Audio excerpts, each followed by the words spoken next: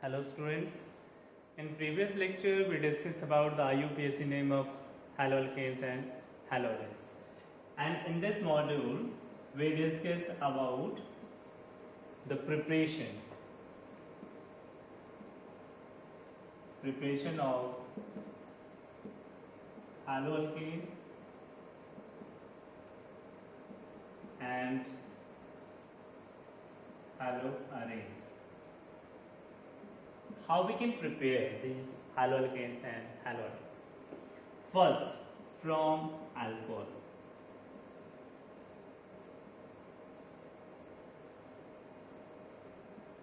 From alcohols. हम सबसे पहले अल्कोहल से प्रिपेयर करते हैं. अल्कोहल में हमने बहुत सारे रिएजेंट में देखेंगे कि अल्कोहल में कैसे वो प्रिपेयर होता है. प्राइमरी और सेकेंडरी में आपको रिएजेंट, जैसे हमने HCl का एडिशन करवाना है तो हमें रिएजेंट की ज़रूरत पड़ेगी, लेकिन टर्शरी में इजीली वो रूम टेम्परेचर में अवेलेबल हो जाता है. अब आपके पास ROH, ये आपका अल्कोहल है. जब इसको HCl के साथ हम रिएक्शन करवाते हैं जिंक क्लोराइड के साथ तो हमें RX मिलता है, अल्काइल हैलाइड. ठीक है, अल्काइल हैलाइड.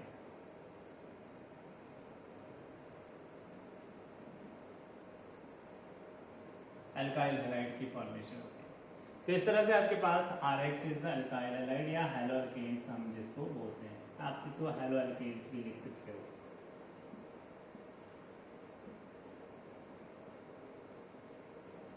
और साथ में वाटर रिलीज हो. इसी अल्कोहल को अगर हम NaBr के साथ रिएक्शन करवाते हैं H2SO4 के प्रेजेंस में, then also we get haloalkane plus NaHSO4 plus H2O. इसी अल्काइल अल्कोहल को अगर हम PCl3 के साथ रिएक्शन करवाते हैं ROH PCl3, then it will RCl3 plus H3PO3. इसी अल्कोहल को अगर PCl5 के साथ रिएक्शन करवाते हैं ROH PCl5 will give RCl plus HCl plus POCl3. इसी अल्कोहल को अगर हम रेड फास्फोरस की प्रेजेंस में रिएक्शन करवाते हैं, यहां पर X2 है क्या, हेलोजिनेशन करवाते हैं X2, यहां पर ब्रोमीन और आयोडीन होंगे, then it will give RX मिलेगा. इसी अल्कोहल को अगर हम थायनाइल क्लोराइड के साथ रिएक्शन करवाते हैं ROH SOCl2 के साथ रिएक्शन करवाएंगे, then it will give RCl plus HCl plus SO2. तो अल्कोहल के साथ हमने देखा बहुत सारे रिएक्शंस हैं जिसमें अल्कोहल के साथ हमने रिएक्शन की और अल्काइल हैलाइड की फॉर्मेशन की. लेकिन ये एरोमेटिक में क्यों नहीं किया हमने? देखो बेटा, एक चीज आप देखोगे, आपने ऑब्जर्व भी किया होगा, प्रीवियस क्लासेस में भी देखा होगा, जो फिनोल है ये एक रेजोनेंस स्टेबलाइज. फिनोल में हम डायरेक्ट हैलोजिनेशन नहीं करवा रहे, जैसे HCl के साथ रिएक्शन डायरेक्ट नहीं होगी इसमें. It is resonance stabilize. Resonance stabilized due to resonance, उसकी वजह से क्या हो जाएगा, due to resonance partial double bond character आएगा और इसकी जो हाइब्रिडाइजेशन sp2 है और पार्शियल डबल बॉन्ड इसके बीच में आ जाएगा ड्यू टू रेजोनेंस की वजह से. तो यहां पर सब्स्टिट्यूशन करना हमारे लिए क्या होगा, डिफिकल्ट होगा. तो डायरेक्ट हम हैलोजन की रिएक्शंस नहीं करवाते हैं फिनोल में। इसमें हमें बहुत ज़्यादा कंडीशंस रखनी होती है, जैसे आपका टेम्परेचर बहुत हाई होगा, इसको बेस के साथ पहले रिएक्शन करवानी होगी, फिर उसके बाद इसकी रिएक्शंस प्रोसीड करते हैं, जिंक में कन्वर्ट करेंगे। तो फिनोल से पहले हम जिंक डस्ट के साथ रिएक्शन करेंगे, बेंजीन में कन्वर्ट करेंगे, फिर उसकी हैलोजिनेशन हो सकती है।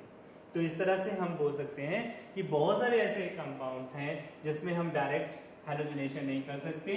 उसमें क्या है, फिनोल में भी डायरेक्ट हैलोजिनेशन नहीं हो सकती, एसिड के साथ रिएक्शन नहीं हो सकती, SOCl2 के साथ रिएक्शन नहीं हो सकती ड्यू टू रेजोनेंस की वजह से। ठीक है, तो ये आपका था अल्कोहल के साथ reaction. Next one is from alkene. Alkene से भी हम इसको प्रिपेयर कर सकते हैं, लाइक हमने मार्कोनिकोव एंटी मार्कोनिकोव रूल पढ़ा था। CH3 CH double bond CH2 HBr का एडिशन करवा दिया, then we get CH3 CH Br and CH3। ये आपके पास 2 ब्रोमोप्रोपेन बना। कैसे?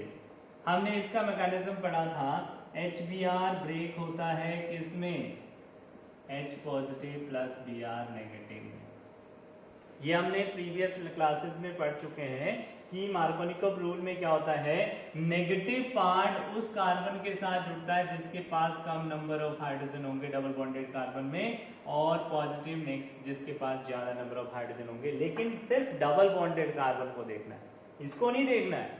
यहाँ पर देखो, डबल बॉन्डेड कार्बन में नेगेटिव पार्ट उस कार्बन के पास अटैच हो रहा है जिसके पास कम नंबर ऑफ हाइड्रोजन है, और पॉजिटिव उसके पास जा रहा है जिसके पास ज्यादा हाइड्रोजन है।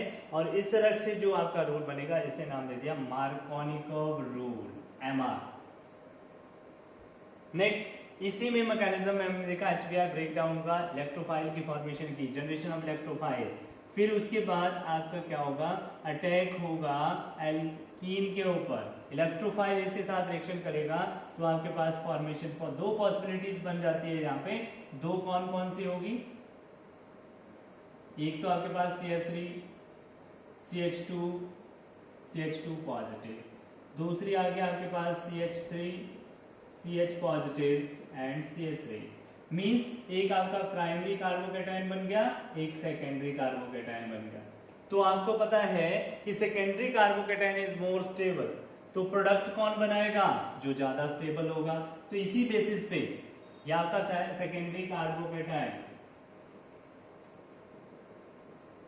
तो इसी बेसिस पे अगर हम देखें सेकेंडरी कार्बोकेटायन आपके पास फॉर्मेशन हो रही है, तो इसमें हम क्या करेंगे, न्यूक्लियोफाइल का अटैक करवाएंगे। तो न्यूक्लियोफाइल इसके पास आ गया और हमारे पास प्रोडक्ट बन गया CH Br एंड CH3। तो इस तरह से हम इलेक्ट्रोफाइल और न्यूक्लियोफाइल का अटैक करवाते हैं और हमारे पास 2 ब्रोमोप्रोपेन बनता है। अब दूसरा था anti Markovnikov rule. Anti Markovnikov rule में क्या होता है, इसका अपोजिट। हमने HBr का एडिशन करवाया पर ऑक्साइड की प्रेजेंस में, पर ऑक्साइड की प्रेजेंस में, तो हमें 1 ब्रोमोप्रोपेन मिलता है एज ए मेजर प्रोडक्ट। ये इसमें आपका पेरोक्साइड में 1 ब्रोमोप्रोपेन बनता है। तो ये चीज आपने ध्यान रखनी है। इसमें आपका एंटी मार्कोनिकोव रूल में पेरोक्साइड हम रिएजेंट यूज करते हैं, तो इससे भी हम अल्काइल हैलाइड प्रिपेयर कर सकते हैं। ठीक है, और भी अदर रिएक्शंस हैं, उनको हम नेक्स्ट लेक्चर में डिस्कस करेंगे। Thank you, that's all for today's. Thank you, have a nice day.